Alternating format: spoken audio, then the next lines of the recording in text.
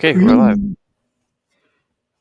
Hello. بسم الله والصلاة والسلام على رسول الله وعلى آله وصحبه أجمعين. Assalamu alaikum wa rahmatullahi ta'ala wa barakatuh. Here with you again with another episode of Insights from Dr. Samirai's wonderful book, At-Ta'bir Al-Qur'ani. Today I'm going to talk to you about something rather easy, sequence, but not sequence that was technical like yesterday, but sequence and simple things like skies and earth, jinns and humans, things like that, right? Yeah. So we're actually going to take one of those, which is the order of mention of the word jinns and the word humans in a sentence. The thing is, these are items inside of a sentence. So like, for example, if your mom sends you to the groceries and says, get milk and bread, or get bread and milk, you don't really think too much about that. It's just either you said milk and bread and milk, same thing. What difference does it make, right? Yeah. But the Quran, especially the Quran, because it wasn't given to the Prophet ﷺ written, it was given to him in speech. Yeah. And in speech, you especially don't think long term about the order in which you placed items inside of a sentence. But the Quran still seems to be remarkably accurate and precise in its choice of even these small matters of sequence, which you would think are insignificant. So I'll show you a few examples of that when it comes to the comparison of the order of the mention of jinns and human beings. First example we'll look at is Surah Al-Dhariyat, Surah number 51. And this is ayah number 56. وَمَا خَلَقْتُ الْجِنَّ وَالْإِنسَ إِلَّا لِيَعْبُدُونِ. And no, I did not create the jinns nor the human beings except that they should worship me. So the act here, the fi'l here is what? خلقت. Yeah, خلقته. Well, you remember what خلقت means? He created. Yeah, خلقت أنا, Oh, yeah. right? I created. And ما خلقت, I didn't create it all. So the translation once again is, no, I did not create the jinns nor the human beings except that they should worship me. Okay? Or except for the purpose that they worship me. Because Allah mentions creation here, it makes sense to mention the creation that was created first, and then the creation that was created second. And we all know jinns were created first. And if that's not clear to someone, in Surah Al-Hijr, he already told us, وَالْجَانَّ خَلَقْنَاهُ مِنْ قَبْلُ مِنْ نَارِ السَّمُومِ. And jinns, we had created it, the jinn species, we created it from much before, from fire. Okay, from a fire of a of a hot breeze, or hot, what's the word for like the hot gush of the flame? Like when you're close to a fire, you can feel the air being really hot. That's samum, actually. Oh, the breeze? Yeah, well, breeze sounds cool, right? Yeah. But when you get too close, uncomfortably close to a fire, it's unbearable heat Yeah. in the air. That's what samum can refer to. Anyway, so now my favorite part, and this is about this is the part I'd like you to remember, and that's about challenge. So Allah, let me put that here. Allah challenges both jinns and humans twice. Okay, Allah challenges both jinns and humans twice. So one together, you mean? So one of those ayat is in Surah Al-Rahman, Ya ma'ashar al-jinni wal-insi. And the other one is Surah Al-Isra, Surah number 17, قُلْ لَإِنْ اجْتَمَعَتِ الْإِنسُ وَالْجِنُّ عَلَىٰ أَنْ يَأْتُوا بِمِثْلِ هَذَا الْقُرْآنِ. So let's look at that for a moment. Let me talk to you about what happens in Surah Al-Rahman. Allah is describing Judgment Day. And you know how, actually, you don't have to focus on the text right now. Let me just explain it to you so you can put the camera back on us. So Allah is describing the scene on Judgment Day. And in order to help you understand the scene, I like to use ridiculous examples. So here's today's ridiculous example. Of course, you've never seen a movie because you're like Islamic and stuff and religious and, and Maryam, who can be heard in the background, who some people call the lady. So the lady also said, doesn't watch movies because they're like so Islamic. But, for those of you that still live in Jahiliyyah and have seen a movie or two, astaghfirullah on you. There's a scene where the cops are chasing the criminal, right? This guy is jumping over fences and running around, and the cops are trying to run after him, catch him, whatever. And the cops, they've had one too many donuts, and like, and the guy's just getting away. But there's another kind of scene where the cops have the guy surrounded. In other words, he's running down the alley And on the other end, the cops are already waiting for him. Yeah. And on this side, the cops are already waiting for him. So he's got nowhere to go. And he doesn't even know that he's about to run into the cops. Right? And the cops are now toying with him, this criminal. They're toying with him. And they're like, hey, come on, put some legs into it. You call that a jump? No, seriously, run. No, go ahead. No, knock yourself out. Why are they so comfortable talking like that? Because they already have him what? Like surrounded. Surrounded. Otherwise, they'd say freeze. Yeah. Right? With a very nasal voice. But yeah, hold it right there. I said stop. Please, come on. But the fact that they're joking about it or actually saying, no, come on. No, please. No, please, go ahead. No. You just run. I mean, because they already know you ain't got nowhere to go. I wanted to share that scene with you, not because I want to talk about movies, but because on Judgment Day, when Judgment Day begins, there's going to be some pretty crazy things that are going to happen. And some of those things are going to be human beings, when the earth starts shaking, want to get away from, get to safety, get to open land. Buildings are collapsing, mountains are falling apart. People are running one way or the other. They're stampeding, right? And gathering towards safety. And so people are trying to get to safety. And jinns, Judgment Day begins, jinns are terrified too. They're trying to get to safety. But human beings are trying to find a safe place on the earth. But since the earth is going so crazy, it's acting so crazy, the jinns are like, we got to get off this planet right now. So they're trying to go where? In the sky. Into the sky.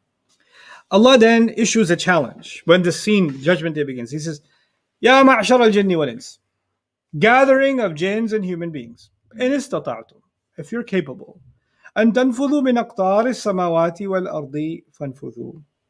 If you are capable of crossing through the borders, the boundaries of the skies and the earth, then why don't you go ahead? I told you about the cop. Go ahead. No. Knock yourself out.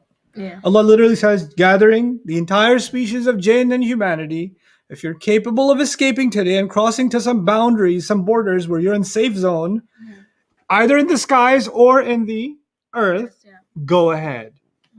لا تنفذون إلا بسلطان.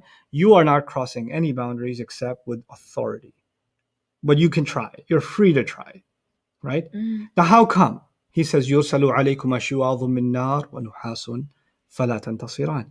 Actually, if you hear gunfire or cannon fire or rocket fire, etc., what is the safe thing to do? Run towards the gunfire or run away from the gunfire? Run away. Yeah. So, here's what's happening. Meteors are falling from the sky. Meteors are landing on the earth like bombs, right? So wherever they land, human beings got to run the other way.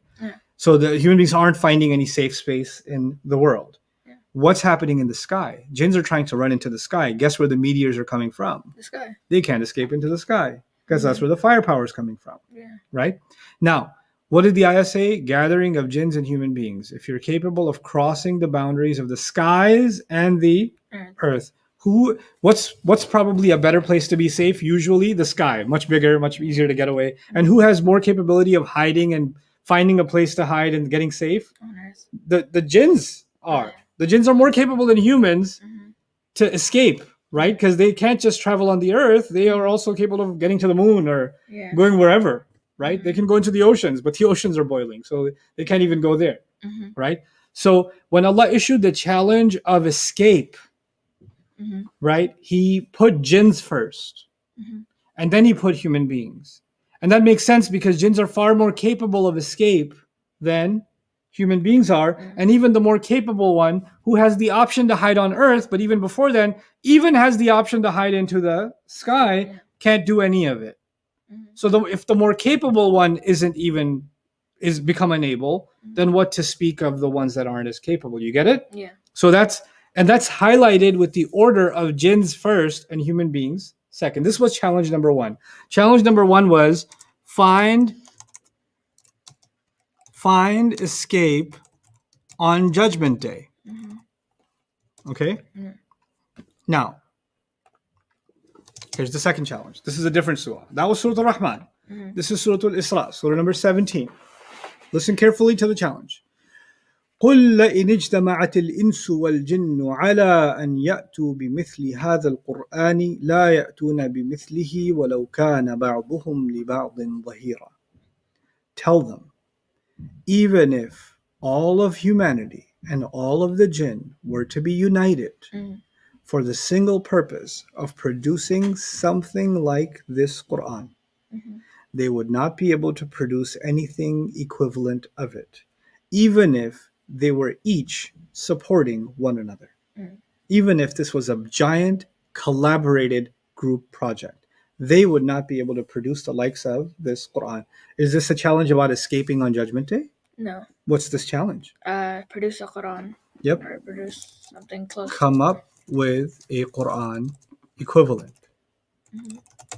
Right? That's the challenge. Yeah. Now, what is the Quran? If you were to describe the Quran to somebody, other than being the word of Allah, what is in nature? Is it an object? Is it a... Oh, it's a book. It's a book. It's words. It's words. Which of these two species was given a special capability more than the other, in fact, more than any other creature, of producing words, of producing literature, poetry, books, libraries? Humans. Allamahul bayan. He says, he taught the human being speech. He taught the human being, to the ability to be eloquent. I want you to think about language in a deep way, always. One of the words for language in Arabic is bayan.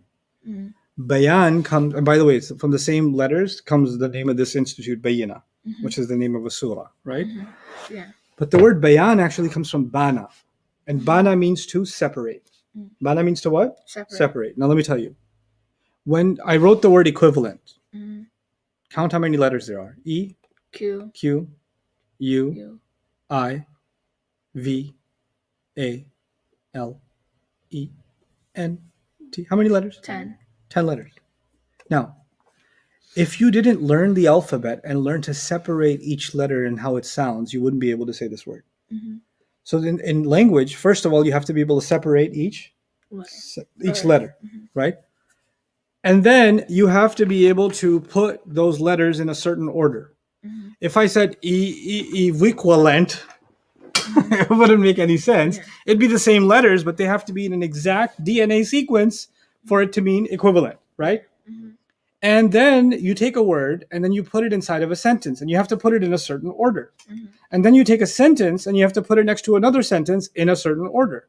And then those certain sentences become a paragraph, like in your essay in school. Yeah. And those essays, the paragraphs have to be in a certain order. You can't put the introduction at the end. You got to put it in the beginning. And once you have enough essays, they can turn into a chapter. And the chapters in a book have to be in a certain what? Order. And that book has to go in a library in a certain section in a certain order. What am I saying? All of language is order, organization. Speech is all about organization, right? Yeah. From the beginning, from the letters to words to sentences to paragraphs to chapters to books to libraries to genres, right? It's all about organization. That's what human beings are capable of doing. No other species has been able to compile knowledge the way we have in any subject, history, medicine, science, people that talked about, the way human beings are right now. We take technology for granted, the microphone we're using right now, or the camera we're using right now, the web that we're using right now. Think about it. 800 years ago, people had certain technology. They didn't have this. Yeah. But they had maybe 1,000% less than this. But someone came after them, their next generation, and based on what they learned from their father's generation, they made a little bit of an 1% improvement. Yeah. Then somebody else came, and if they hadn't had the first two generations, they wouldn't be able to add that 1% on top of that. Yeah. And then the 1% on top of that. So what we have right now is because previous people before us gave us knowledge from language.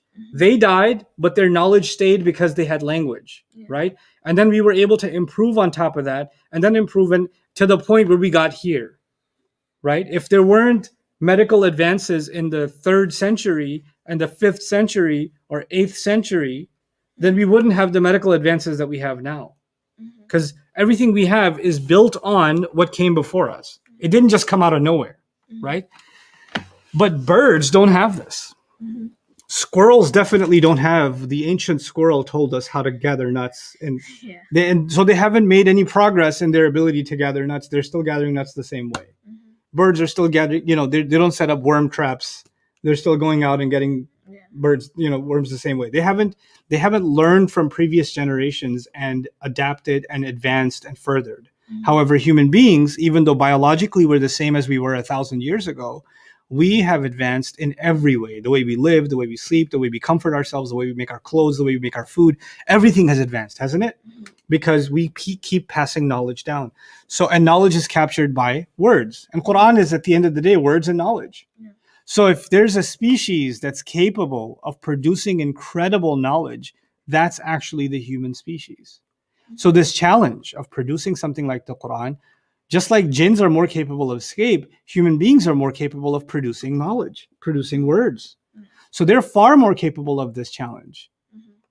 Even if they were to gather some information from the jinn about the unseen to try to add to their knowledge, the ones to compile it would be the human beings. Yeah. The ones to author it would be human beings. So they're put on top because this challenge meets them. And so Allah says, no, go ahead. لئن اجتمعت الإنس والجن على أن يأتوا بمثل هذا القرآن لا يأتون بمثله. They're not going to be able to produce it. ولو كان بعضهم لبعض ظهيرا. So, and this is a pretty heavy thing to say. Quran is making this claim. You can't produce something like the Quran. And, people say, oh, you can't produce grammar like it, or you can't produce language like it, or you can't produce beauty like it. Yeah, but that's kind of, how they say beauty's in the eye of the beholder? Mm-hmm. You could say that it's arbitrary. Somebody can produce something like it. But, there are other ways to think about the Quran that are just irrefutable. What the Quran did to the world, how this one set of words transformed the earth. First of all, transformed the region, the Arabian Peninsula, right? The seerah of the Prophet ﷺ is actually the story of the Quran. And then what the Quran did to the world. Yeah. And what it continues to do, and the way it continues to transform humanity and transform people's lives. There's nothing like it. Produce something that makes a change like this. Produce something that's celebrated the way it is, recited the way it is, memorized the way it is. Like in so many ways, you can come up with something. You can come up with the most popular song and it's got a few 100 million views or 1 billion views or whatever, right? But 30 years from now, 50 years from now, is it still going to be number one? No. It's an oldie. Yeah. Like, who cares? Mm-hmm. The Quran is a millennium and a half, and people are reciting Fatiha like it's still fresh in the hearts. Mm-hmm. And they're still like, I want to learn more about the Fatiha. Bro, it's so old. Why you got to learn more about it? No, because it's so amazing. Because it speaks in more and more ways. I don't know enough about it. I want to learn more. Can you imagine? Like, people want to learn about the newest thing. And here you are, thousands of you, wanting to learn about something that's this old. And with such enthusiasm from different walks of life.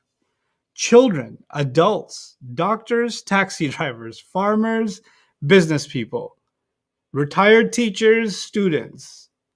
Can you imagine, like, produce something that creates this kind of a thirst across cultures, across nations, across, age, across intellectual levels, across psychological level, and they just want to get to the Quran. Produce something that captures that many hearts, and they all want it, and they all want to commit themselves and go through whatever difficulty they can and hard work to acquire that knowledge. Produce something like that. No, go ahead, please. Subhanallah. قُلْ لَئِنِ اجْتَمَعَتِ الْإِنسُ وَالْجِنُّ عَلَىٰ أَنْ يَأْتُوا بِمِثْلِ هَذَا الْقُرْآنِ. So I wanted to highlight that just from the way Allah sequences jinns and humans, humans and jinn. Okay? Just another dimension of how beautiful and perfect the Quran is. So with that, I'll conclude today. Barakallahu li wa lakum. Assalamu alaikum wa rahmatullahi ta'ala wa barakatuh. Assalamu alaikum, guys. Remember, do your best and always do the rest. Hey, lady, do the hand again so we can see her. Hold on. Yeah, there you go, lady hand. Bye.